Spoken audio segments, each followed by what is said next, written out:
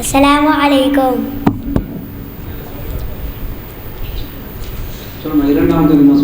இரண்டாம் கலிமா ஷஹாதத், சாட்சி கூறுவது அஷ்ஹது அல்லா இலாஹ இல்லல்லாஹு, பொருள் நான் சாட்சி சொல்கிறேன் நிச்சயமாக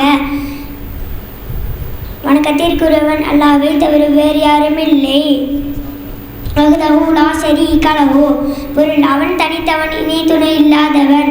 வ அஷ்ஹது அன்ன முஹம்மதன் அப்துஹு வ ரசூலுஹு, பொருள் இன்னும் நான் சாட்சி சொல்கிறேன் நிச்சயமாக முஹம்மது நபி ஸல்லல்லாஹு அலைஹி வஸல்லம் அவர்கள் அல்லாஹ்வின் திருத்தூதருமாக அடியாரும் திருத்தூதருமாக இருக்கின்றார்கள்.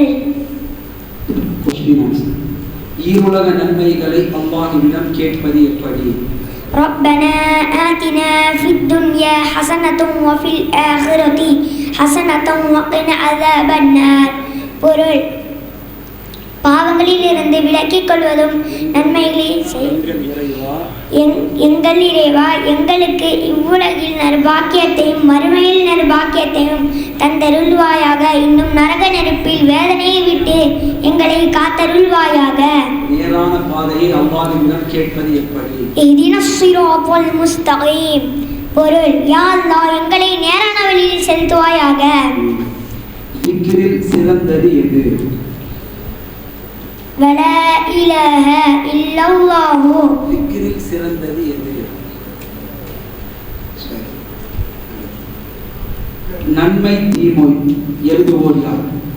வலப்புறம் உள்ள மலக்குகள் தீமையும் இருபுறம் உள்ள மலக்கு நன்மையும் இருபுறம் உள்ள மலக்குகள் தீமையும் மலக்கு தீமையும் எழுதுகின்றன.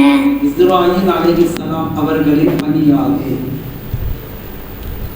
சூர்குழல் ஓதுவதாகும். அவர்கள் மழை இடி மின்னல் காற்று ஆகியவற்றின் பொறுப்பாளர். அது மீகாயில். சரி, நன்மை தீ முன்கர் நக்கீர் அலைஹிஸ்ஸலாம் அவர்களின் பணியாது அவர்கள் கப்ரில் கேள்வி கேட்பார். மாலிக் அலைஹிஸ்ஸலாம் அவர்களின் பணியாது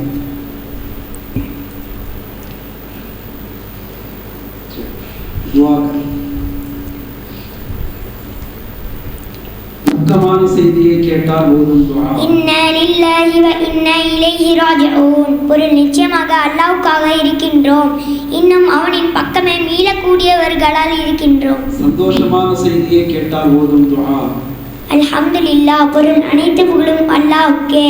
எதையும் செய்ய துவங்கும் போது ஓதும் துஆ பிஸ்மில்லாஹ், பொருள் அல்லாஹ் உங்களுக்கு நற்கூலி கொடுப்பானாக. முகமது அஃப்ராஸ்